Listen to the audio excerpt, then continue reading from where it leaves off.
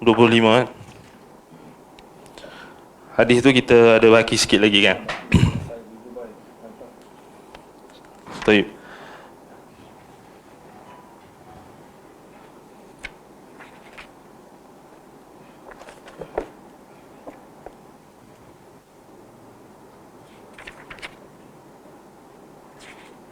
Baik, perkataan Sa'id bin Jubair.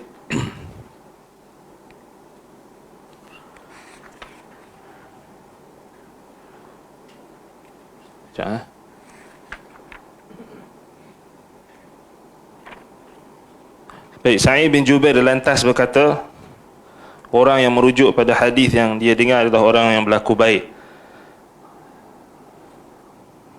Qad ahsana man intaha ila ma sami'a.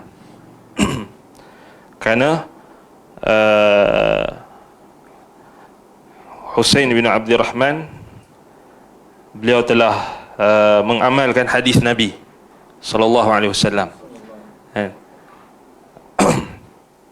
Maknanya dia kena sengat kan. Kemudian dia ruqyah. Walakin ludightu, kemudian beliau bawakan hadis Nabi sallallahu alaihi wasallam yang menjadi sandaran beliau beramal dengan ruqyah, jampi yang syar'i. Jadi kat sini kita dah jelaskan sebelum ini, jampi yang dimaksudkan di sini adalah jampi yang bertepatan dengan syariat, jampi yang syar'i, yang sunni, yang bukan jampi bid'i dan bukan juga jampi syirik. Baik, la ruqyata illa min 'ainin aw humah. Baik, itu menunjukkan keharusan untuk kita menjampi. Baik, jadi kat sini dengan demikian dikatakan sini orang yang merujuk pada hadis yang dia dengar ialah orang yang berlaku. Namun Ibnu Abbas menceritakan kepada kami sampai akhir hadis. Dan Sa'id bin Jubair rahimahullah, dia kata, walakin haddathana Ibnu Abbas an Nabi sallallahu alaihi wasallam qala uridat alayya al-umam. Jadi Sa'id bin Jubair beliau memuji tindakan Husain bin Abdul Rahman yang membawakan riwayat Sya'bi daripada Ibnu Abbas. Baik, Sya'bi daripada sahabat yang lain, yakni daripada siapa? Buraidah bin Husayb al-Aslami, kan? Yang Husain bin Abdul Rahman riwayatkan tu hadis la ruqyata min 'ainin wala aw humah, tu hadis Buraidah Ibnu Husayb al-Aslami. Yang Sa'id bin Jubair bawakan ini ialah hadis Ibnu Abbas. Jadi apa hadis yang diriwayatkan oleh Sa'id bin Jubair? Maknanya mereka berbahaslah. Seorang ni bawa hadis riwayat Buraidah bin Husayb al-Aslami, seorang lagi bawa hadis Ibnu Abbas. Jadi di situ menunjukkan fokus salaf terdahulu adalah mereka beramal dengan hadis Rasulullah sallallahu alaihi wasallam. Sama juga kalau kita mungkin kita baru belajar satu topik kan, tapi kita dah amalkan satu hadis tu, kemudian kita bertemu dengan sahabat kita, mungkin sahabat kita tu dia ada ilmu yang lebih daripada kita, kan? Jadi tak salah kita berbahas dengan dia. Kita bawa sandaran kita, kemudian dia kalau dia lebih alim daripada kita, dia akan sampaikan satu lagi ilmu yang mungkin kita belum pernah dengar. Jadi begitulah tabiat menuntut ilmu. Tidak ada kita kata aku tahu segala-galanya, kamu salah, tak ada orang yang boleh bantah dan sebagainya. Tidak. Maknanya fuqaha dulu pun mereka berbahas, berbincang dan sebagainya, berlega kepada dalil. Berlega. Kalau kamu beramal macam ni, apa dalil kamu? Apa sandaran kamu? Bawakan hadis Nabi SAW. Dan kita di zaman sekarang ini zaman yang fitan, zaman fitnah, zaman maklumat itu datang dalam bentuk pelbagai, yang bercampur bau dan sebagainya. Kita kena lebih berhati-hatilah. Maknanya kena ada tambahan Bukan setakat hadis saja, maknanya antaranya huraian ulama, bagaimana pemahaman sahabat Nabi, tabi'in, salafus salih. Itu yang membezakan antara kita dengan golongan mereka yang mengikut hawa nafsu, ahlul bid'ah wal ahwa. Baik. Kemudian Sa'id bin Jubair pun bawa hadis Ibnu Abbas. Jadi hadis tu iaitulah uridat alayyal umam, kata Nabi SAW, diperlihatkan kepadaku umat-umat, al-umam, kan? Fara'aitu an-nabiyya wa ma'ahu ruhaitu wan nabiyya wa ma'ahu ar-rajulu wa rajulan.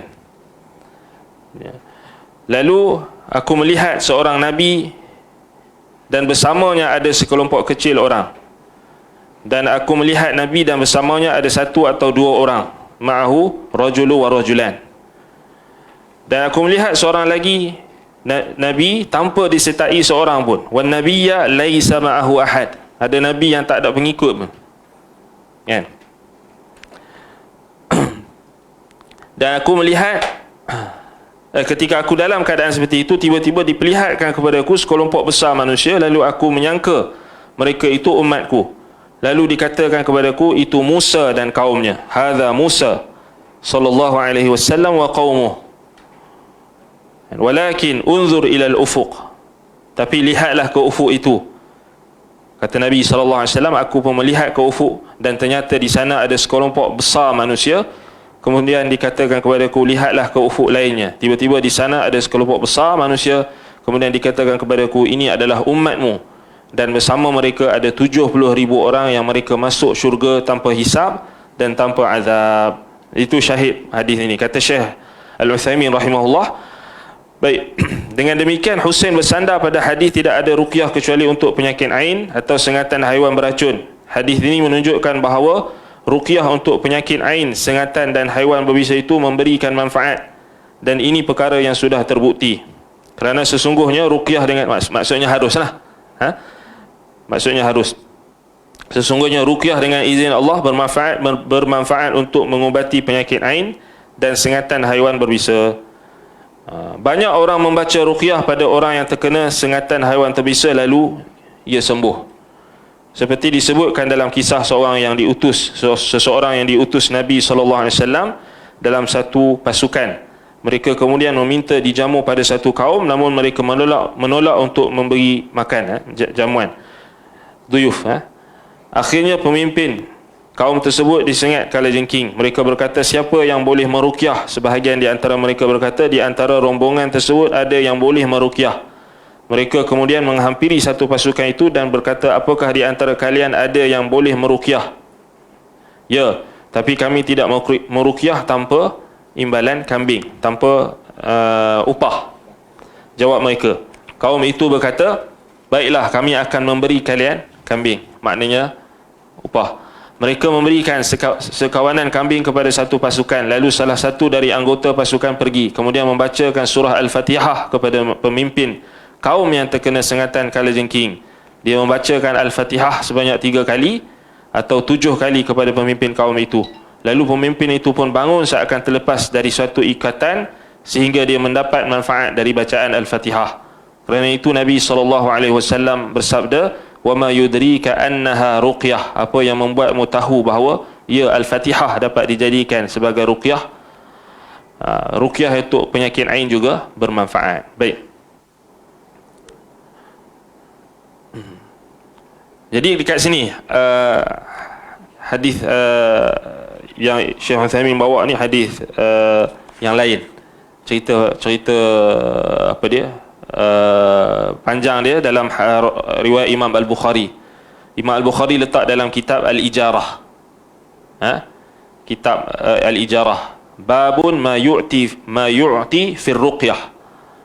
So menunjukkan Imam Al-Bukhari, fiqh beliau melihat bolehnya, harusnya mengambil upah daripada ruqyah, jampi.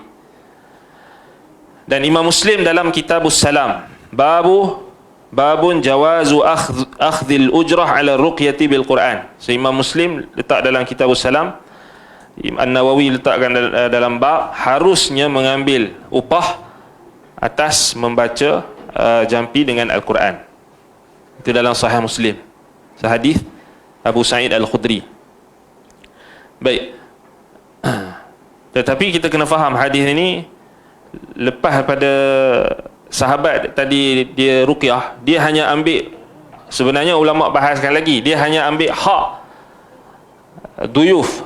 Kita kata sepatutnya apa dia, kumpulan dia itu sepatutnya dapat hak sebagai tetamu, kan? Hak tetamu maknanya diberikan jamuan, kan? Dipanggil qira, maknanya kita kata jamuan untuk tetamu. Dipanggil haqqud duyuf, ad-duyuf. 3 hari. Maknanya dalam tempoh 3 hari, maknanya seorang tetamu itu maknanya dia berhak untuk mendapatkan layanan. Lepas daripada 3 hari tak boleh lah, kan? Jadi kumpulan itu yang ada dalamnya Abu Sa'id Al-Khudri, mereka tak dapat perkara tersebut, kan? So itu disebut dalam hadis tersebut, kata di sini Syekh Utsaimin sebut dalam falam yudayyifuhum, tu kan, kat situ mereka tidak mendapat apa dia, hospitality, kan, hak tetamu tu mereka tak dapat. Jadi bila kaum yang ada dekat situ itu salah seorang pemimpinnya kena sengat, ladagathu aqrab, dengan kalajengking, kemudian mereka minta pertolongan, minta pertolongan, mayyarqi. So di sini menunjukkan kebiasaan orang Arab ketika itu, memang mereka dah tahu dah ruqyah ni memang mujarrab, jampi ni memang mujarrabah, memang maknanya perkara yang maknanya sudah diterima, kan, sudah diterima, kan. Cuma nak bezakan dia yang disyariatkan atau tak disyariatkan. Sama macam orang kita, kan, orang semua tahu jampi ni memang mujarrab, kan. Cuma tinggal kita nak pastikan jampi itu betul-betul menepati syariat atau tak. Itu kena belajar, kan. Baik. Kemudian dalam hadis tersebut juga dikatakan kaum yang pemimpin mereka terkena sengatan kalajengking itu, dia tanya, hal fikum min raqin, ada tak di kalangan kamu yang pandai meruqyah, pandai menjampi? Faqalu na'am, mereka menjawab ya. Walakin la narqi lakum illa bi syai'in minal ghanam, akan tetapi kami takkan membantu kamu untuk jampi, maknanya jampi pemimpin kamu yang kena sengat kalajengking itu, kecuali apa dia, illa bi syai'in minal ghanam, kecuali kamu memberikan hak sebahagian ataupun sesuatu hak daripada kambing, daripada makanan. So maknanya kat sini menunjukkan kepada kita harusnya mengambil upah daripada jampi, harus. Cuma tinggal kita nak faham betul-betul, adakah maksud keharusan itu bermaksud kita perlu, asalnya harus ambil upah, tapi adakah akhir sekali maknanya daripada hadis ni ulama faham kita commercialize, kan? Boleh ke? Beza, kan? Harus ambil upah dengan commercialize, jadikan carrier pula. Beza, kan? Sebab itu ulama yang membantah pendapat yang mengatakan harus membuka pusat ruqyah, kan, yang ni ulama-ulama ahli sunnah yang bantah, mereka berdalil dengan hadis yang sama. Yang mengatakan harus buka pusat ruqyah pun berdalil dengan hadis yang sama. Cuba tengok cara faham. Kalau kita tak faham ikut pemahaman sahabat, kita akan dapat yang tadi, yang akhir sekali dibuka pusat ruqyah, commercialize, kan. Dan itu sebenarnya dia ada kita kata ada bentuk bid'ah lah kat situ. Nampak? Sebab sahabat dalam riwayat tak disebutkan sahabat Nabi lepas daripada peristiwa tu, sahabat Nabi balik dia buka pusat ruqyah kat Madinah ke? testimoni kan. Dah ada testimoni tu daripada tu pemimpin kaum tu, hebat kot. Jadi ni kita kena faham. Ini pentingnya pemahaman salaf, membezakan kita dengan pemahaman ahlul bidah. Manhaj talaqi wal istidlal, macam mana cara penerimaan dalil dan macam mana kita beristidlal, macam mana kita bagi reasoning. Beza kan. Orang yang kata boleh, dia pun guna hadis yang sama, tetapi dia tidak membuktikan dengan pemahaman sahabat. Kat situlah kita kena timbang.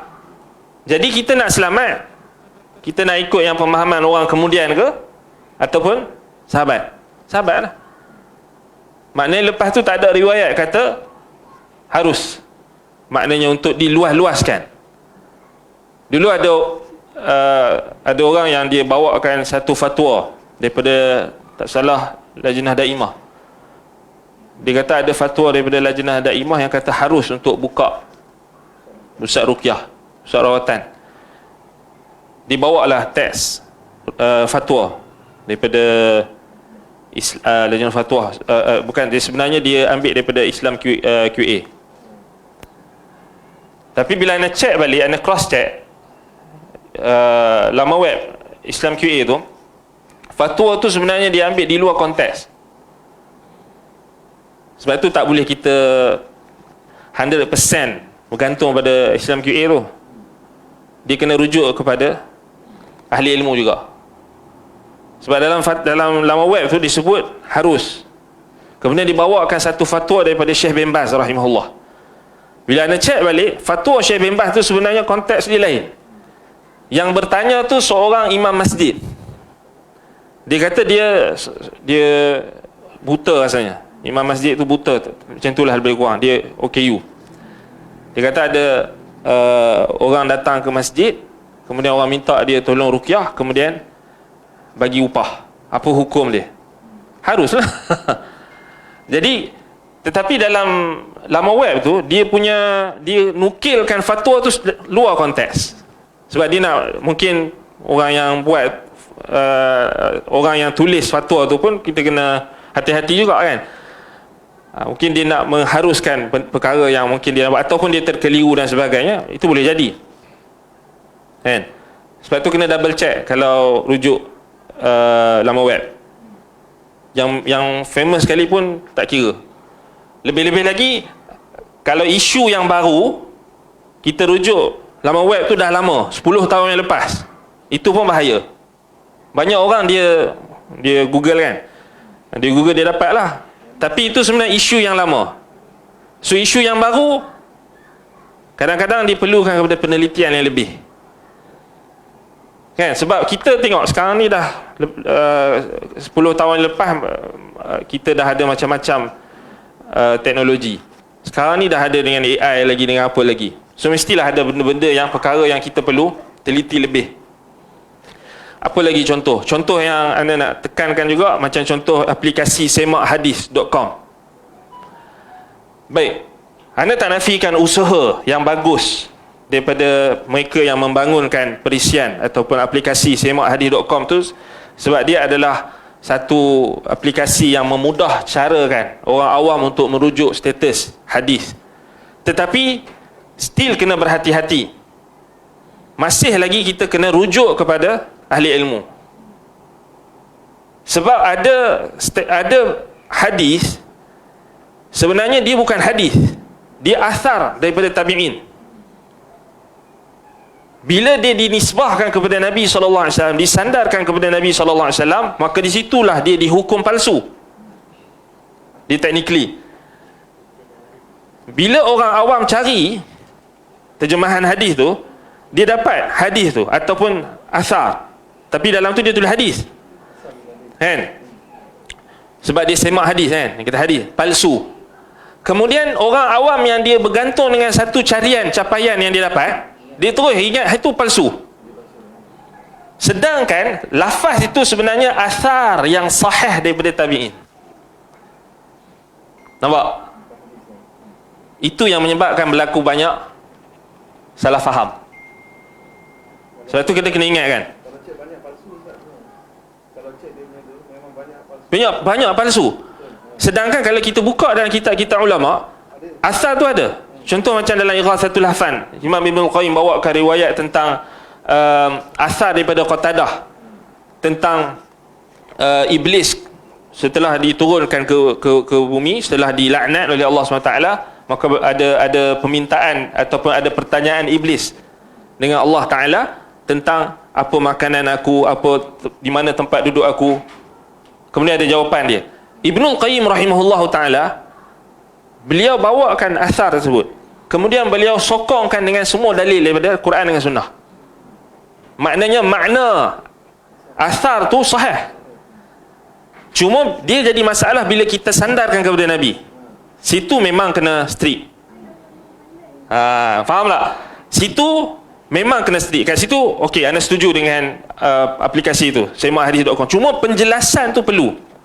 Sebab ada orang dia ambil, dia malah mengaji pula kan, dia hanya ambil daripada tu, aplikasi tu, kemudian dia pun pergi duduk jaja kat orang. Ustaz ni ajar hadis palsu, ustaz ni ajar hadis palsu. Kadang-kadang dia tak betul. Betul nampak? Sebab dia tak faham sebenarnya hadis yang dihukum palsu itu, sebab apa dia jadi palsu? Sebab dia disandarkan kepada Nabi SAW. Maknanya dia tidak marfu'. Sebab dalam silsilah rantaian periwayatan hadis tersebut tu ada perawi yang kadzab, atau perawi yang muttaham bil kadzib, ataupun ada perawi yang maudhu' lah. Maknanya hadis dia boleh jatuh kepada palsu. Itu saja. Tapi dia tak tahu tentang syawahid, macam mana nak ulama berinteraksi dengan riwayat-riwayat yang dhaif, yang lemah itu pula. Macam mana mereka tengok pula apa dia makna, dari sudut makna, maknanya ada dalil daripada Al-Quran dan juga As-Sunnah yang sahih yang menyokong. Itu semua kena pergi kelas. Itu bahaya kalau kita hanya ambil ilmu daripada internet. Tak berguru, tak boleh. Maknanya dia akan ada kekurangan. Itu yang jadi last sekali itu jadi pelik-pelik. Yang macam sampai tahap riwayat dalam kitab-kitab akidah pun dipertikaikan. Nampak? Dia dah berani dah pasal itulah tadi. Dia dididik dengan tengok ni tak sahih. Kan? Ini tak sahih, ini tak sahih, ini palsu, ini palsu. Dia semudah itu. Dia bukan semudah itulah. Kan? Wallahul musta'an. Jadi itu dua perkara. Kita kena hati-hati dalam kita berinteraksi dengan maklumat yang kita ambil daripada aplikasi, khususnya yang melibatkan ilmu agama lah, melibatkan Quran dengan hadis, status hadis dan sebagainya. Ya, mungkin kita baru jumpa satu maklumat, kan, hadis ni palsu, tapi ada makna daripada hadis yang mungkin hasan ataupun dhaif, yang tak sampai syadidud dhaf, tak sampai maudhu', tak sampai lemah yang sangat lemah, ataupun tak sampai palsu, yang dikuatkan oleh ulama-ulama yang menghimpunkan turuk, menghimpunkan jalan-jalan periwayatan yang lain. Itu ulama ahli ilmu je tahu. Kan? Sebab tu benda ni kita kata kalau orang yang baru-baru yang nak mengaji hadis dan sebagainya, dia tak apa nampak. Tapi orang yang dah lama dia tahu. Maknanya dia ada sense, dia boleh detect. Kan? Sebab itu Imam Ibnul Qayyim rahimahullah bukan calang-calang. Kan? Beliau sendiri ada kitab yang antara yang terbaik dalam menggariskan disiplin penerimaan ataupun cara kita nak detect hadis tu palsu atau tak. Dalam kitabnya Al-Manarul Munif fi Sahih wal Dhaif. Kan? Kitab tu penting. Jadi bila orang yang sama karang kitab tu, Ibnul Qayyim yang sama, yang mahir dalam bidang hadis, antara termasuk dalam ulama yang mahir dalam bidang hadis, kan, beliau juga yang sama meletakkan hadis yang orang hukum palsu tadi itu dalam kitabnya Ighathatul Lahfan, kemudian beliau jelaskan. Jadi kita maknanya kita kena pandang lagi lah, bukan kita Ibnul Qayyim tak betul juga kat situ, tak, bukan calang-calang. Orang yang sama menggariskan kepentingan tentang bahayanya hadis-hadis palsu yang tidak ada asal. Orang yang sama juga bawa riwayat yang dihukum kita baca dalam satu carian kita tu mungkin tu palsu, tapi tak semestinya maknanya terus palsu. Maknanya tidak ada asal langsung. Kecuali lah kalau memang hadis tu memang tak ada asal langsung. Memang tak ada sandaran langsung, memang tak ada asal, memang tak ada syawahid, kan? Memang jelas-jelas palsu, itu lain cerita. Allahul musta'an. Baik.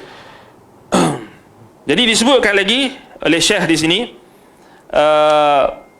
wa kadza al-qira'ah min al-'aini mufidah. Jadi menunjukkan kepada kita membaca, qiraah di sini maknanya bacaan jampi itu akan memberikan manfaat kepada orang yang terkena ain. Baik, kemudian kata Syekh lagi di sini, ada cara lain yang boleh digunakan untuk mengatasi penyakit ain selain ruqyah, iaitu mandi. Wa yusta'malu lil aini tariqatun ukhra ghairu ruqyah, wa huwa al-istighsal, mandi. Wa hiya an yu'ta bil a'ini wa yutlabu minhu an yatawadda'a thumma yu'khadhu ma tanathara min al-ma'i min a'da'ihi wa yasubbu 'ala al-musab wa yashrabu minhu wa yabra'u bi idznillah. Maknanya ada cara lain yang boleh digunakan untuk mengatasi penyakit ain ini selain ruqyah, iaitulah istighsal, mandi. Macam mana caranya? Caranya orang yang menjadi sumber penyakit ain itu didatangkan, lalu mintanya untuk berwuduk, lalu air sisa-sisa wuduk itu dituangkan kepada orang yang terkena penyakit ain dan meminumnya. Dengan izin Allah, ia akan sembuh. Baik. Ini antara yang warid daripada salaf, daripada sebahagian salaf. Maknanya cara yang kita kata selain daripada ruqyah, selain daripada jampi. Baik.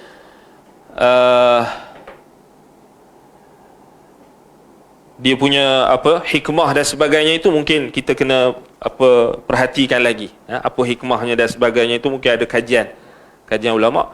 Kalau kita tak tahu hikmahnya sekalipun, tetapi itu yang diriwayatkan daripada sebahagian salaf. Antara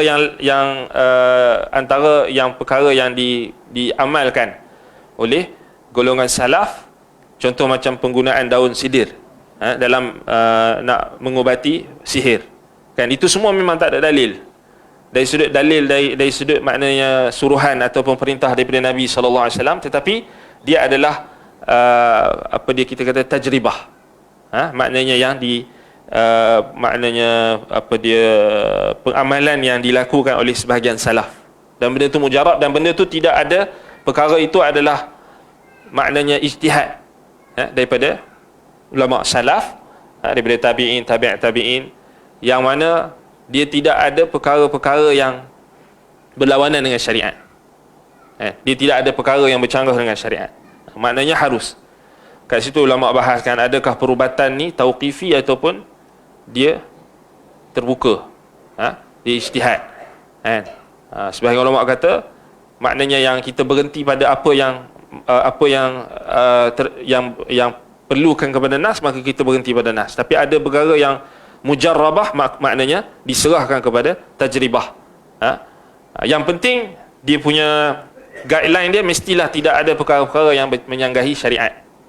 Seperti menggunakan khidmat, bomoh, dukun, minta tolong kepada jin, ataupun menggunakan perkara-perkara yang membawa kepada kesyirikan. Itu kita akan bincangkan khusus nanti pada bab yang berikutnya nanti tentang ruqyah.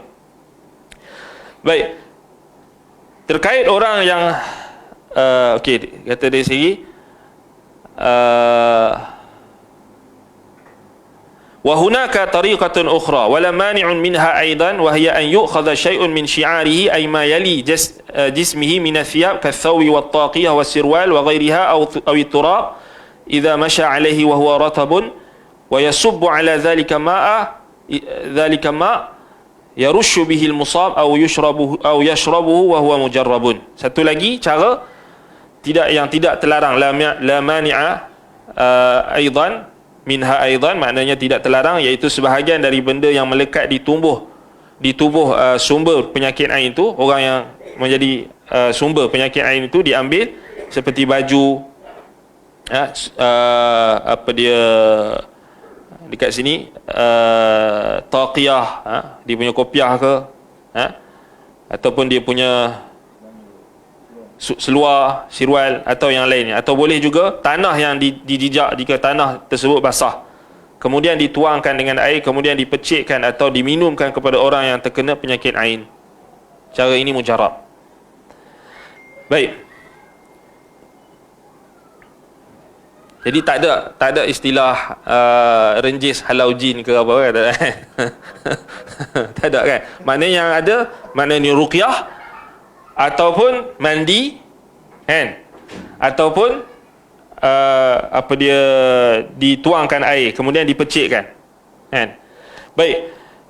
Terkait orang yang menjadi sumber penyakit ain ketika melihat sesuatu yang membuatnya takjub, kagum, selayaknya dia mendoakan keberkahan berdasarkan sabda Nabi SAW kepada Amir bin Rabi'ah ketika menatap Sahal bin Hanif atau Hunayf dengan tatapan dengki.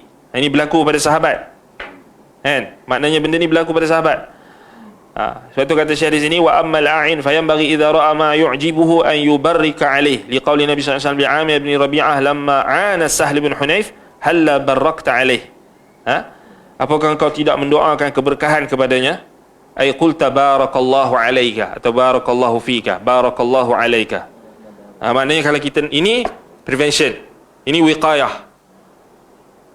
Maknanya sebelum berlaku. Sebab itu kalau kita disunnahkan untuk melihat perkara-perkara ataupun perkara yang datang daripada saudara kita, daripada keluarga kita dan sebagainya, kita doakan barakallahu alayka, barakallahu fika, barakallahu alayka. Maknanya mendoakan keberkatan. Baiknya, maksudnya engkau mengucapkan barakallahu alayka, semoga Allah memberkahimu. Baik. Itu menunjukkan kepada kita maknanya ain, pada kita kata pandangan mata dan ucapan. Ucapan kita juga itu memberi kesan. Dia macam orang kata ucapan tu adalah apa? Doa kan? Maknanya dia memberi kesan. Kan? Memberi kesan, pengaruh kebaikan, maka kebaikan. Sebab itu dalam Al-Quran bila Allah Subhanahu Wa Taala perintahkan kita supaya minta lindung daripada apa? Wa min syarrin naffatsati fil 'uqad. Qul a'udzu birabbil falaq min syarri ma khalaq min syarri ghasiqin idza waqa wa min syarri naffatsati fil 'uqad. Kita minta lindung daripada tukang-tukang sihir yang an-naffatsat. Min syarri naffatsat maknanya mereka yang menghembuskan, tukang-tukang sihir wanita yang menghembuskan pada simpulan-simpulan fil uqad. Menunjukkan, dalil menunjukkan maknanya hembusan yang datang ataupun tiupan yang datang daripada air liur seseorang itu dapat memberi kesan, dapat memberi pengaruh. Macam kita faham apa virus berpindah. Kalau orang kata ni tak logik, kalau orang kata benda tu tak logik kan, kita tak nafikan. Dulu, zaman dulu, geng-geng yang menafikan perkara-perkara macam yang menafikan kewujudan jin, pengaruh syaitan dan sebagainya ni ramai juga dulu, zaman dulu. Mu'tazilah contohnya, mereka tolak kewujudan jin, mereka tak percaya jin kan, contoh. Dan mereka tak percaya, bukan tak percaya kewujudan jin, mereka tak percaya apa dia, pengaruh jin itu, dan mereka menolak beberapa perkara yang berkait dengan ghaibiyat. Sama juga golongan falasifah, ahlul kalam. Mereka menolak kewujudan malaikat secara jasmani, malaikat itu. Maknanya fizikal malaikat itu mereka tak percaya. Mereka mentakwilkan malaikat itu kepada pengaruh yang baik, apa dia, pengaruh yang baik, kebaikan. Sama juga syaitan dengan jin, mereka takwil. Jadi kita kata kita nak jawab mereka sama jugalah. Kalau tak semesti benda yang kita tak nampak tu tak memberi pengaruh. Contoh macam berpindahnya virus.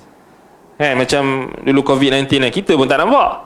Tapi tengok-tengok terkena, detect, dapat. Daripada mana? Sentuhan, kita pun tak perasan. Tapi benda tu wujud tak? Wujud.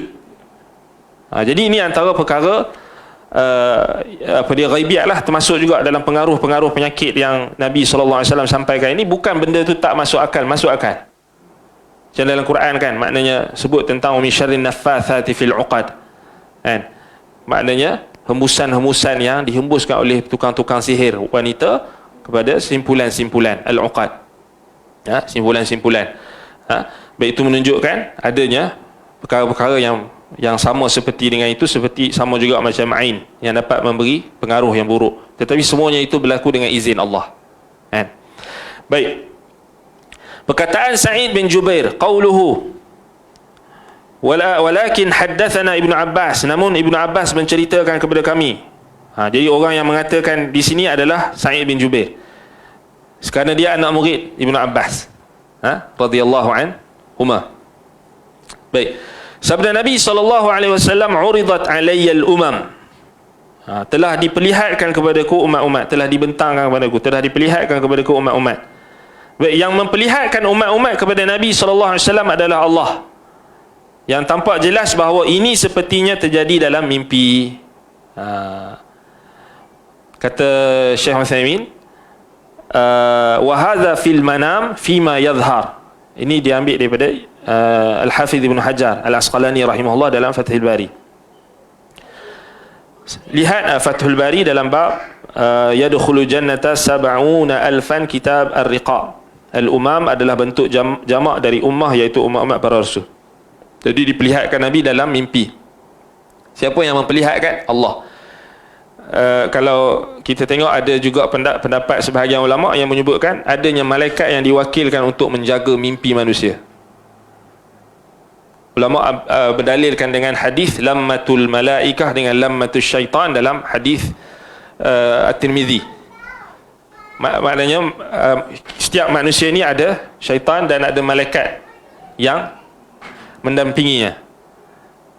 Jadi lamah itu adalah bisikan. Kalau syaitan disebut lamah, itu maknanya bisikan. Kalau malaikat disebut ilham, maknanya mengilhamkan kita untuk buat baik. Yang mengilhamkan kita untuk datang ke kuliah, contoh malaikat. Maknanya ada malaikat yang mengilhamkan kita kebaikan. Dan ada juga syaitan yang membisikkan kepada kita perkara keburukan. Jadi itu kita mujahadah tu lawan hawa nafsu, dan dalam masa yang sama Allah Ta'ala datangkan tentera-tenteranya yang kita tak dapat lihat. wa ma ya'lamu junuda rabbika illahu, antaranya malaikat. Sebab tu kita kena sentiasa melazimi kebaikan, kan, sentiasa melazimi kebaikan. Baik, jadi sebahagian ulama berdalilkan dengan hadis At-Tirmizi itu, menyebutkan ada malaikat yang ditugaskan untuk menjaga mimpi manusia, kan? Dan sudah tentulah yang mengawal selia mimpi Nabi kita Muhammad SAW bukan calon-calon malaikat lah. Dia melibatkan urusan wahyu, iaitulah malaikat Jibril. Maknanya itu antara faedah yang kita boleh dapat. Maknanya ada malaikat daripada hadis riwayat Imam At-Tirmizi itu yang cerita tentang bagi manusia ni, setiap anak Adam ni ada malaikat, dan ada malaikat yang mendampinginya dan ada syaitan yang mendampinginya. Hadis itu ada sebahagian ulama berdalilkan dengan hadis itu untuk mengatakan adanya malaikat yang mewakili ataupun yang ditugaskan untuk mengurus selia, mengurus takbir mimpi para nabi dan mimpi orang beriman. Mimpi orang beriman pun. Jadi sebab itu Nabi kata uridat alayya al-umam, maknanya uriyat alayya al-umam. Uriya, diperlihatkan kepadaku, kan? Baik, jadi diperlihatkan kepada itu al-ma'arid itu al-mu'arid di situ Allah Subhanahu wa taala, melalui malaikatnya. Itu lebih jelas, tapi Syekh Utsaimin tak sebut kat sini. Maknanya tambahan. Baik. Berapa banyak Allah Ta'ala sebut dalam Al-Quran, nahnu, kami buat macam ni, kami macam ni, mewakili malaikat. Maknanya tentera kami, utusan kami. Baik, tapi di sini dia datang dengan mabni lil majhul, uridat alayya al-umam, tak maknanya datang dalam keadaan tidak sarahah disebutkan siapa. Diperlihatkan, Nabi hanya kata diperlihatkan kepada aku. Jadi boleh jadi Allah Ta'ala sendiri yang menampakkan ke dalam mimpi Nabi SAW, dan boleh jadi juga malaikat, sebab memang ada dalil. Maknanya bukan kita kata hanya sangkaan atau mazhab mungkin, memang ada dalil. Maknanya ada ulama yang beristimbat daripada hadis itu. Baik, sabda Nabi SAW, ar-rahtu, Ar-rah tu, kalau dalam ini dikata ar-rah tu, dalam sini dikata ar-ruhaitu, isim tasghir. Tapi dalam kitab asal disebut wa ma'ahu ar-rahtu. Ar-rahtu ni apa maksudnya? Minas thalathati ila tis'ah, iaitu 3 orang hingga ke 9 orang disebut ar-rahtu. 3 hingga ke 9 orang. Contoh Nabi apa? Yang pengikut dia bawah daripada 10 orang dalam riwayat. Ada yang kata Nabi Nuh alaihi salam. Ada yang kata 8. Ada yang kata 80. Tu ada beza-beza riwayat kan. Ada yang kata 8 orang, ada yang kata 80. Tapi bayangkan 950 tahun berdakwah. Umur Nabi Nuh AS panjang kan, 1000 tahun. 950 tahun baginda berdakwah. 8 atau 80 orang pengikut. 8 atau 80 orang yang beriman. Memang itu ada perbezaan riwayat, tapi asal tu ada dalam Quran. Wa ma amana ma'ahu illa qalil. Allah kata dalam Quran, tidaklah yang beriman bersamanya Nuh melainkan sedikit. Kan? Cuba tengok, kalau kita terus tolak riwayat tu, 8 tak sahih, 80 pun tak sahih. Dia tak sedar dia tolak ayat Quran. Dia tak sedar. Dalam tanpa sedar, sebab dia hanya bergantung pada riwayat. Betul? Tapi kalau dia ada dua-dua ilmu, maknanya dia ada ilmu tentang Quran, dia tahu tentang tafsir, dan dia tahu tentang riwayat, dia takkan sesat. Maknanya dia akan membantu pemahaman dia. So Al-Quran asal dia, Al-Quran maknanya, okey, kalau ada perbezaan riwayat, okey, itu perbezaan riwayat 8 atau 80. Kenapa berlaku perbezaan riwayat? Kadang-kadang ada orang tak faham juga. Orang dikata apa ni, mengaji hadis, sekejap kata sahih, sekejap kata dhaif, sekejap kata bismillah. Dulu anda ingat lagi bila Syekh Al-Albani rahimahullahu ta'ala kan, beliau ada sahih hadis, dia ada himpunkan kitab sahih Abi Daud, dhaif Abi Daud, kemudian ada kitab beliau silsilah Al-Ahadith As-Sahihah, kemudian ada taraju'at, beliau tarik balik apa hadis yang beliau sahihkan, kemudian beliau nilai semula, kemudian beliau tengok hadis itu dhaif. Ada juga hadis yang beliau nilai dhaif, kemudian beliau tarik balik bila beliau lihat hadis itu ada syawahid dan sebagainya. Normal. Tapi orang-orang yang jahil ni dia kata, apalah Syekh Al-Albani ni, Ustaz kata sahih, Ustaz kata dhaif. Engkau senanglah, kau duduk goyang kaki kawan tu Syekh Al-Albani rahimahullahu ta'ala dekat maktabah Zahiriyah tu, naik tangga kot nak cari kitab. Bukan macam kita sekarang ada maktabah Syamilah, ada macam-macam aplikasi. Kawan tu naik, maknanya susah payah naik cari kitab. Bukan duduk goyang kaki macam kau tidur kan, buka Facebook lepas tu komen jihad kan, ini itu tak ada apa, cakap senang. Kata apalah Syekh Al-Albani, Syekh Al-Albani ni saya kata inilah percanggahan. Dia yang nampak percanggah. Jadi orang-orang macam ni sekarang ni, yang last sekali bila dia tak ada himmah, tak ada semangat nak menuntut ilmu, last sekali dia pelekeh ulama', dia pelekeh ulama'-ulama' hadis. Ini bahaya. Itu yang jadi last sekali dia kata tak mau mengaji hadis. Dia kata pening, Ustaz ni, Ustaz dhaif, Ustaz sahih, Ustaz ini, Ustaz itu. Dia kata tak nakutlah, bercanggahlah, kontradik. Tapi tidak bagi ahli sunnah. Ahli sunnah benda tu walaupun kita nampak macam bercanggah, tetapi kalau kita balik kepada asal, ada sandaran kan, dia boleh jawab kan. Ulama ahli sunnah, walaupun macam mana sekali kita nampak bercanggah, Allah Ta'ala tetap bagi mereka petunjuk, taufik untuk boleh jawab. Kita buka kitab-kitab mereka, ada jawapan. Bukan tak ada jawapan, dah ada jawapan. Subhanallah kan. Ini orang yang kadang-kadang sampai tahap tu lah, dia last sekali dia tak mau mengaji hadis. Tu yang dia kata kita mengaji Quran saja. Mengaji Quran saja. Sebab dia kata hadis ni boleh memecah belah kan. Macam-macam. Ini semua antara talbis iblis kan. Kita bukan kata kita nak halang orang mengaji tadabbur Al-Quran, mengaji Quran, tadabbur, mengaji. Tapi dalam masa yang sama jangan remehkan juga pengajian tentang ilmu-ilmu lain kan. Ilmu akidah, ilmu hadis, ilmu lain, usulul fiqh, semua tu penting. Baik. Jadi itu berkenaan dengan ar-rah tu. Kemudian kata Syekh Utsaimin lagi, wan nabiyyu wa ma'ahu rajulu wa rajulan. Dan ada nabi yang bersamanya seorang lelaki dan dua orang lelaki. Al-zahir anna al-waw bermakna au. Jadi zahirnya di sini waw di situ bermakna au atau. Wa ma'ahu rajulu au rajulan.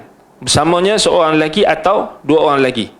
Baik, kita kena faham kenapa banyak dalam hadis, dalam lafaz hadis kita akan jumpa macam au atau ini, satu atau dua, ini atau ini atau ini. Sebab apa? Siapa boleh jawab? Dalam banyak riwayat kan, ada satu hadis tu ada, contohnya ada 5 riwayat. Dalam 5 riwayat tu dia akan ada macam perbezaan sedikit. Macam contohnya bilangan, contoh bilangan. Kata 2, ada yang kata 8, ada yang tambah kosong belakang jadi 80, ada yang tambah macam ni. Kenapa? Apa punca dia? Lain-lain sanad. Okey, dapat dah. Perawi itu lain-lain dhabit. Tahap ingatan perawi itu berbeza-beza. Sama macam kita belajar dengan guru kita. Ada guru kita yang dhabit dia kuat. Dia tak perlu rujuk kitab pun hafalan dia kuat. Ada guru kita yang dhabit dia beza dengan dhabit seorang lagi. Dhabit ni maknanya tahap kekuatan hafalan atau kekuatan memori, kekuatan ingatan. Kan? Jadi maknanya masuk akal lah. Kerana manusia ni tahap macam mana sekalipun dia punya kebijaksanaan, intelijen dia ada batasan dan dia berbeza-beza. Kan manusia berbeza-beza. Maknanya sebab kalau kita tengok balik dalam kalangan perawi-perawi hadis, mereka ada yang sebab apa hadis mereka jadi hasan. Kan? Sebab mereka dhabit mereka itu tak sama dengan tak sampai tahap dhabit perawi yang lebih thiqah contoh. Jadi mereka jatuh sikit jadi saduq. So status hadis mereka hasan. So hadis hasan ni bawah sikit daripada sahih. Ada hasan pula, ada hasan li dzati, ada hasan li ghairi. Semua tu maknanya ulama ahli sunnah, ulama kita ni dah kaji perbezaan. Kemudian ada orang perawi tu dia dah tua. Bila dia dah tua, dia punya ingatan pun makin kurang. Logik tak? Logik. Sebab tu kalau kita nak tengok manusia yang paling logik sekali ahli sunnah, ahlul hadis. Pasal dia punya sistem tu, science of hadis tu yang paling logik sekali. Tapi kalau kita buka kitab Syiah kitab Usulul Kafi, Al-Kafi, perawi pertama dalam hadis mereka tu himar. Usulul Kafi ataupun kitab apa? Kitab tafsir apa? Usulul Kafi atau anda tak ingat dah? Ada satu kitab tu. Kita perawi yang pertama kita dalam Al-Bukhari kan, sampai kepada Umar, hadis innamal a'malu binniyat, Umar bin Al-Khattab kan. Ini perawi yang paling kuat sekali, sahabat Nabi kan.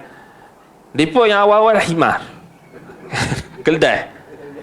Kan? Apa nama dia keldai tu, nama apa? Kitmir ke apa? Lepas tu depa hebat. Depa kongsi kitab Nahjul Balaghah tu, depa kata as-sahhul kutub ba'da al-Quran. Kitab paling sahih lepas Quran. Macam mana? Macam mana? Kan? Macam mana? Himar kan? Dhabit dia apa? Jangan sekali jadi khurafat, kartun lah. Kan? Sama juga macam Sufi kan. Haddathani qalbi ar-rabbi. Siapa cerita? Ini hati aku berkata. Hati dia berkata. Dapat daripada Tuhan terus. Tak masuk akal kan? Kalau yang ni sikit dia kata hadis ni disahihkan oleh Tok Syekh saya dalam mimpi tadi. Pula dah selak tirai. Ada yang selak tirai. Tanya. Habis semuanya jadi rosak. Sebab itu kita kata ahli sunnah ni yang paling logik sekali. Sebab itu kita bertemu dengan riwayat-riwayat tu berbagai lafaz. Berbagai lafaz. Dan sebab itu Imam Ahmad bin Hanbal rahimahullah, beliau bijak. Beliau taujihkan riwayat-riwayat itu sebenarnya fungsi dia adalah untuk mentafsirkan antara satu sama lain. Betul tak? Itu yang paling logik. Maknanya kita kalau apa, tuan-tuan dan tuan-tuan yang ada kat sini yang tanya saya satu maklumat, kan, katakanlah tak ada yang tak berapa yakin, kemudian dia rujuk dengan seorang lagi ustaz, kan, kemudian dapat mengukuhkan, kemudian dia tak yakin lagi dengan ustaz tu, dia rujuk lagi seorang ustaz, contoh katakan, dia saling tafsir mentafsirkan, kan, al-hadis yufassiru ba'duhu ba'dha kama al-Quran yufassiru ba'duhu ba'dha. Hadis itu dia mentafsirkan antara satu sama lain sebagaimana Quran mentafsirkan antara satu sama lain. Itu ahli sunnah, dia akan harmonikan. Dia bukan apalah bercanggah tak. Itu kadang-kadang kita kena faham, syubhat orang yang pelik-pelik ni dia macam tu. Dia pasal dia tak mengaji, dia tak tahu, kan. Kemudian dia buat tahu, tu bahaya. Baik, jadi au di sini maknanya atau seorang atau dua orang. Li'annahu law kana ma'ahu rajul wa rajulan sara ya'ni an yaqulu ma'ahu thalath. Lakin al-ma'na wan nabiyyu ma'ahu rajul wan nabiyyu tsani wa ma'ahu rajulan. Kerana kalau dia kata kalau maksudnya bersamanya itu seorang dan dua orang, jadilah tiga, kan? Atau kita katakan an yaqul wa ma'ahu thalathah, jadi tiga, dan tambah dia mungkin jadi empat. Tapi kalau dia tu yang kedua, boleh jadi seorang je lah. Semua tu ada ihtimal. Tetapi yang maknanya di sini wan nabiyyu wa ma'ahu rajul, wan nabiyya wa ma'ahu rajul, wan nabiyya wan nabiyyu tsani wa ma'ahu rajulan. Tetapi makna yang sahih di sini, nabi seorang itu bersamanya seorang pengikut, dan seorang lagi nabi yang kedua bersamanya dua orang pengikut. Sebab nabi-nabi ni ramai. Ada yang diceritakan kepada kita dalam Quran, 25 orang nabi dan rasul yang dalam Quran itu masuk dalam hadis. Ada nabi-nabi yang Bani Israel, contoh Yusha' bin Nun, yang tak sebut dalam Quran. Ada lebih kurang 26 yang diceritakan dalam Quran. Kemudian yang lain tu ada perbezaan pendapat. Contoh macam nabi, perbezaan dari sudut status kenabian dia. Contoh macam Daniel, nabi ke ataupun orang saleh, kan? Uzair, nabi ke orang saleh. Itu ada perbezaan. Tapi nak bagi tahu nabi ni ramai. Dalam riwayat Abu Dzar Al-Ghifari radhiyallahu anhu, dalam riwayat Imam Ahmad dan selainnya, disebutkan 313, kan? Yang maknanya yang diceritakan dalam Quran hanya 25 orang Nabi Rasul. Maknanya ada lagi Nabi yang kita tak tahu. Cuma kat sini janganlah kita buat pandai-pandai pula, kan? Ini bahaya tak? Kita Buddha Nabi. Dulu ada, kan, Buddha dia kata Nabi, Aristotle Nabi, Plato Nabi. Itu sebenarnya ada tujuan lain tu, kan? Dia nak kata tak payah ikut Nabi Muhammad lah, cukup, boleh je kita ambil Nabi-Nabi lain pun. Itu bahaya, kan? Sebenarnya dia dalam senyap dia nak suruh kita ni tak ikut Nabi Muhammad, kan? Itu tak boleh. Wallahu musta'an. Dulu ada ingat lagi, kan, Buddha boleh jadi Nabi, kan? Apa benda lah, kan? Pelik betul. Tu kadang-kadang pelik juga. Sebab tu naratif yang macam ni dia datang sebab orang kita ni banyak sangat benda yang kosong, dia tak diisi, kan? Yang nak nampak macam sekarang ni macam sejarah, kan? Ramai orang yang tak apa-apa cakap sejarah ni, merapu, merepek, pelik-pelik. Maknanya tak ada sandaran, tak ada asas, kan? Kita nampak beza dengan muarrikhin yang dulu, muarrikhin yang hebat, muarrikhin, ahli sejarawan yang dulu-dulu ni bukan calang-calang. At-Tabari mahir tafsir, mahir tarikh, hadis, jago. Ibnu Kathir mufassir, muhaddis, muarrikh. Kita nak macam tu. Kita nak orang yang dia hurai ataupun ulas tentang sejarah ni, orang yang ada maknanya pengetahuan yang cukup dalam Quran dan Sunnah, baru dia boleh timbang. Kalau tak ada Quran dan Sunnah, dia nak timbang apa, itu jadi tak apa-apa. Pelik-pelik. Yang baru-baru ni ada seorang profesor tu, dia kata Taurat tak turun dalam bahasa Ibrani. Ana pun pelik betul, tapi ramai orang percaya pasal profesor, kan? Ramai orang percaya.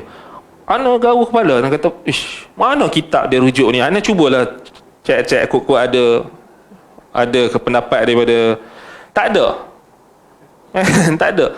Syekhul Islam Ibn Taymiyah rahimahullah dengan Ibn Qayyim kata orang yang ada, kita boleh katakan pakar dalam perbandingan agama pada kurun yang ke-8 Hijrah. Sebab mereka ada dua kitab. Ibn Taymiyah ada kitab Al-Jawabus Sahih liman baddala din al-Masih. Ibn Qayyim ada kitab Hidayatul Hayara. Maknanya kedua-duanya rad kepada Yahudi dan Nasrani. Anda buka tak ada. Bahkan Ibn Taymiyah rahimahullah sebut jelas-jelas Nabi Musa AS memang bertutur dalam bahasa Ibrani. Dan kita rujuk dalam hadis Sahih Al-Bukhari. Sahih Al-Bukhari, bukan kita kata Nahjul Balaghah ke Usulul Kafi ke, Sahih Al-Bukhari. Dalam bab yang terawal, kitab yang terawal, Kaifa kana bad'ul wahyi ila Rasulillah sallallahu alaihi wasallam. Kan dalam tu ada riwayat tentang Waraqah bin Naufal. Kan Waraqah bin Naufal dia mampu membaca kitab dalam Ibrani. Apa maksud dia? Maknanya Taurat tu dalam bahasa Ibrani lah. Kan? Kemudian dalam hadis At-Tirmizi, Zaid bin Thabit radhiyallahu anhu, Nabi Muhammad sallallahu alaihi wasallam suruh Zaid bin Thabit belajar bahasa Suryani. Suryani ni bahasa Aramaik, bahasa Nabi Isa. Kan? Dan dalam sebahagian riwayat lagi disebut Ibrani atau Ibrani, maknanya bahasa Nabi Musa. Tiba-tiba dia datang, kemudian ada orang komen kan, orang komen kata, Profesor ni nak cakap bahasa Melayu kot. Taurat ni turun dalam bahasa Melayu kot. Tak, sebab pelik. Anda dengar dah, tak ada fakta. Ngeng apa benda dia punya, tak tahu, kita pun tak faham ke mana dia nak bawa term-term yang digunakan tu kan. Orang awam mungkin terpedaya lah kan, percaya hebat kan. Allah musta'an. Dia bawa benda pelik-pelik kan. Allah musta'an. Itu baru satu isu kan, banyak lagi isu lagi. Yang belum lagi yang teori konspirasi pun semua tu lagi kan. Itu lagi bertambah-tambah lah kan. Wallahul musta'an. Baik. Wan nabiyyu wa laysa ma'ahu ahad. Yub'atsu wa la yakunu ma'ahu ahadun. Ada nabi yang tidak bersamanya seorang pun. Laysa ma'ahu ahad, tidak ada pengikut seorang pun. Subhanallah. Bayangkan. Maksudnya yub'ats wa la yakunu ma'ahu ahad. Dia diutuskan tapi tak ada seorang pun yang ikut dia. Lakin yab'atsuhu Allah liiqamatil hujjah. Tetapi Allah utuskan dia untuk tegakkan hujjah. Fa idza qamatil hujjah hina idzin ya'dharu Allahu minal khalqi wa yuqimu alaihimul hujjah. Bila Allah Taala dah tegakkan hujjah ketika itu, maka diberikan keuzran daripada makhluk dan ditegakkan ke atas mereka hujjah. Itu maksudnya Nabi yang tidak ada seorang pun yang mengikutinya tu. Maknanya dia diutuskan untuk menegakkan hujjah. Bila dah ditegakkan hujjah, maknanya makhluk tak boleh lagi nak bagi alasan. Tak boleh bagi keuzuran. Sebab Allah Taala dah tegakkan hujjah. Baik. Sabda Nabi SAW, "Idz rufi'a li." Tiba-tiba sekelompok besar manusia diperlihatkan kepadaku. Baik. Hadza ala taqdiri mahdzuf, ay bainama ana kadzalika idz rufi'a li. So di sini ada takdir. Maknanya ada kalimat yang dibuang, iaitu ketika aku dalam keadaan seperti itu, tiba-tiba diperlihatkanlah kepadaku. Qauluhu sawadun azim. Sabda Nabi SAW, sekelompok besar manusia. Sawadun azim maksudnya kumpulan orang. Al-muradu bis-sawadi huna al-zahiru annahu al-ashkhas. Ini ramai. Walihadha yuqal ma ra'aitu sawadahu ay syakhsuhu ay ashkhasan azimatan kanu min kathratihim sawadan. Sebab itu disebutkan oleh orang Arab ma ra'aitu sawadahu, artinya aku tidak melihat syakhsahu, orangnya. Maksudnya kumpulan orang yang banyak itu hingga begitu banyaknya, mereka nampak seperti hitam. Disebut sawada. Dalam bahasa Arab ma ra'aitu sawadahu, maknanya aku tak nampak orang itu. Kerana banyak kumpulan orang ramai sampai nampak hitam. Baik. Sabda Nabi SAW, fadhanantu annahum ummati, aku menyangka mereka itu umatku. Kerana para Nabi itu diperlihatkan kepadanya umat-umat mereka masing-masing, sehingga Nabi SAW menyangka kumpulan orang-orang yang ramai tersebut adalah umat beliau yang beliau diutuskan kepada mereka. Yang pertama yang sangkaan Nabi ramai itu siapa? Umat siapa? Nabi Musa. Maksudnya Nabi Musa AS umat dia paling ramai selepas Nabi Muhammad. Paling ramai. Baik, sabda Nabi SAW, faqila li hadha Musa wa qaumuh. Lalu dikatakan kepadaku, itu Musa dan kaumnya. Ini menunjukkan banyaknya pengikut dan kaum Musa yang dia diutuskan kepada mereka. Sabda Nabi SAW, fa idza sawadun azim faqila li hadhihi ummatuk. Tiba-tiba di sana ada sekelompok besar manusia, kemudian dikatakan kepadaku, ini adalah umatmu. Kelompok ini lebih besar dan lebih banyak dibanding kelompok sebelumnya, kerana umat Nabi SAW jauh lebih banyak dari umat Musa AS.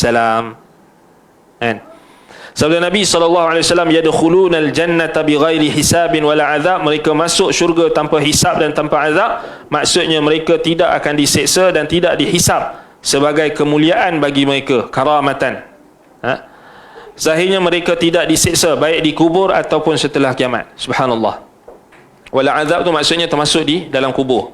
Maknanya mereka mendapat nikmat dalam kubur. Tidak di dalam kubur dan tidak selepas berlakunya kiamat. Sebab dia umum kan. Nabi kata wala azab. Maknanya dia umum. Termasuklah azab kubur.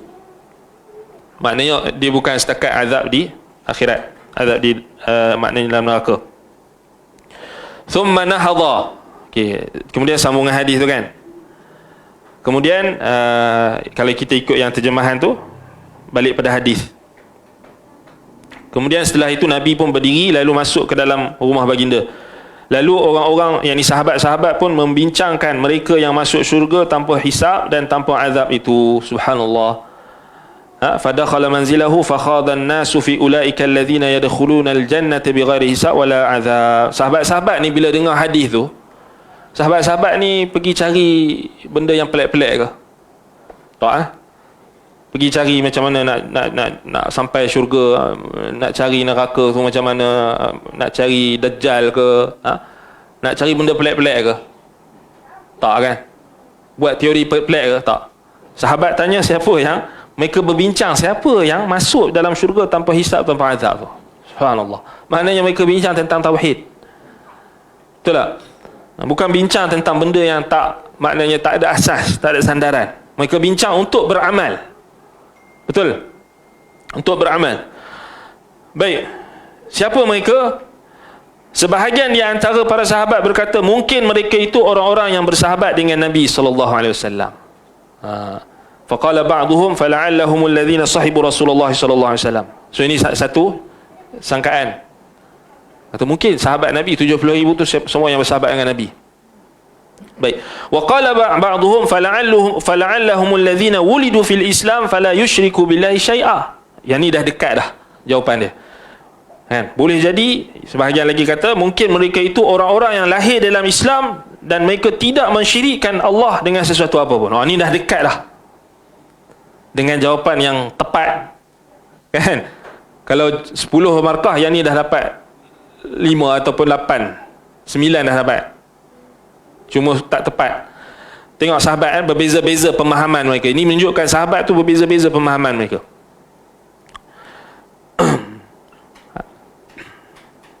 Baik, kemudian mereka menyebutkan banyak hal, lagi banyak lagi lah tak disebutkan dalam hadis ini.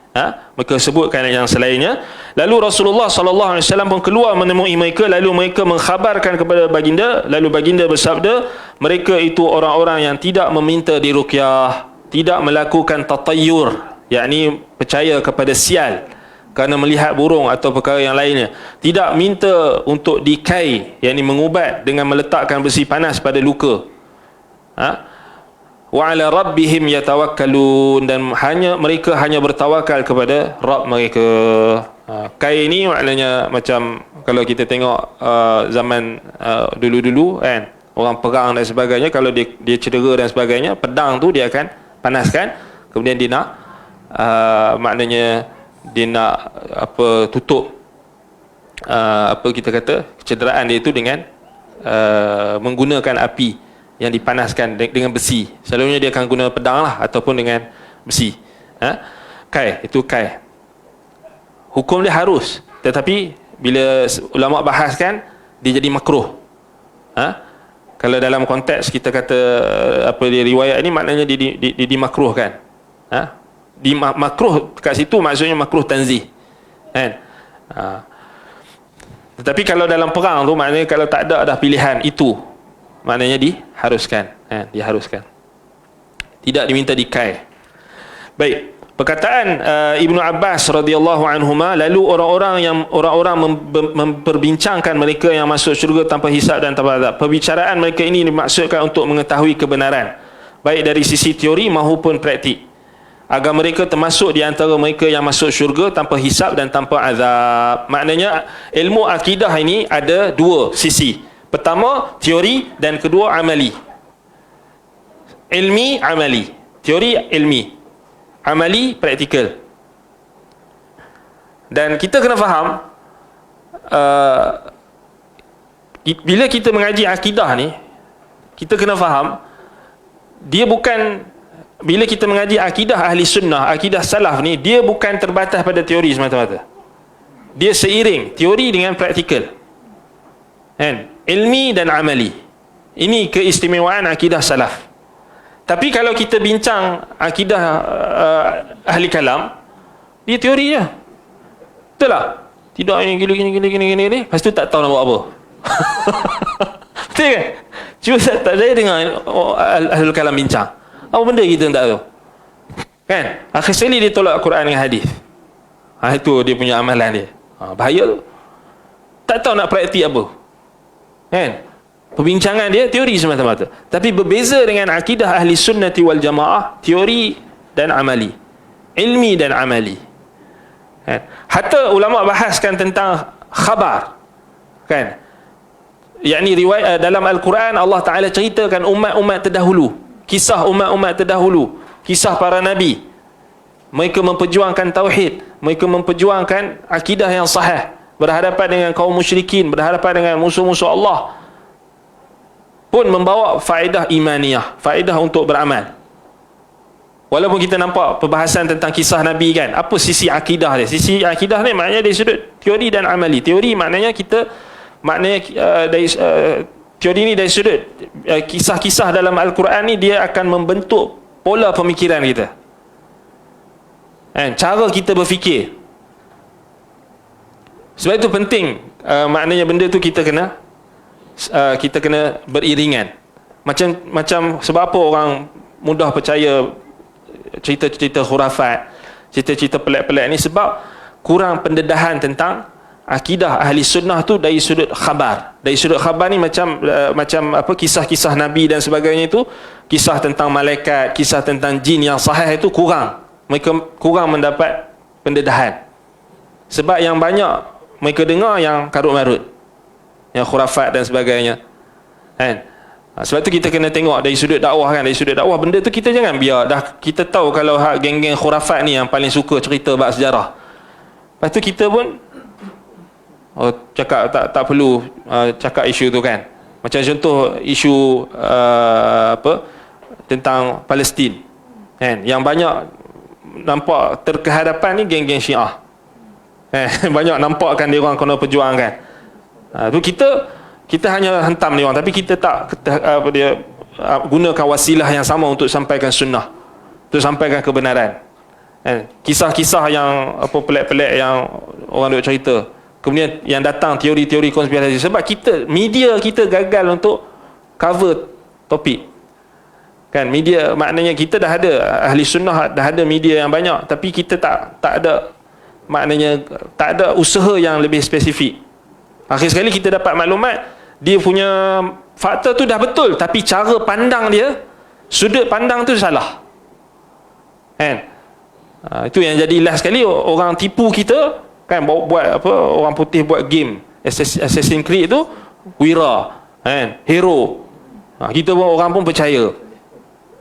Tapi wujud kita ada ahli sunnah jelas, kan? Kan? Tak salah Ana 2 minggu sebelum permainan video tu keluar, tak salah Ana Ufit TV dia keluarkan video penjelasan, dibuat dalam bentuk macam dokumentari ringkas, kan? Dokumentari ringkas tentang golongan assassin ni, Hashashin, kan? Jadi kalau kita biarkan, last sekali maknanya tak ada orang yang nak menjernihkan, memurnikan. Jadi itu juga akan membentuk pola, maknanya akidah ni dia ada dua sisi, kan, ilmi dengan amali. So yang ilmi ni teori itulah yang akan membentuk amali, praktikal. Sebab tu jangan kita remehkan dua-dua bahagian ni, kan? Yang ilmi ni lah yang kita belajar akidah, kita belajar juga tentang sirah, tentang sejarah tu, maknanya ada ilmi dan amali, kan? Kedua-dua tu ada. Apa yang kita nak amal, kan? Kisah-kisah daripada Al-Quran dan sebagainya tu penting. Itu ramai orang terlepas pandang. Diingat maknanya kita akidah ni hanya dalam pengajian akidah saja. Tidak, akidah ni ada merentas isu, merentas bidang, merentasi bidang. Dalam tafsir ada akidah, kan? Dalam hadis ada akidah, dalam fiqh ada akidah, dalam tazkiyatun nafs ada akidah. Nampak? Itu kita kena faham. Baik. Disebutkan di sini fala'allahum sahibu Rasulullah sallallahu alaihi wasallam. Perkataan sebahagian sahabat, mungkin mereka itu orang-orang yang bersahabat dengan Nabi sallallahu alaihi wasallam. Kemungkinan yang dimaksud persahabatan di sini adalah persahabatan secara mutlak, seperti dikuatkan oleh zahir lafaz hadis. Kita habis waktu dah. Okey. Jadi kita berhenti dekat sini. Fala'allahumul ladzina sahibu Rasulullah sallallahu alaihi wasallam. Jadi perkataan sahabat, mereka beranggapan kemungkinan yang masuk syurga tanpa hisab dan tanpa azab itu adalah sahabat Nabi, kan? Baik, kalau ada soalan berkait dengan topik kita.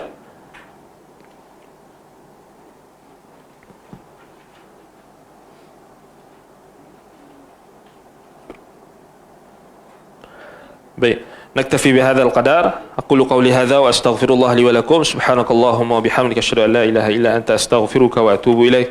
وصلى الله على محمد وعلى آله وصحبه وبارك وسلم. الحمد لله رب العالمين.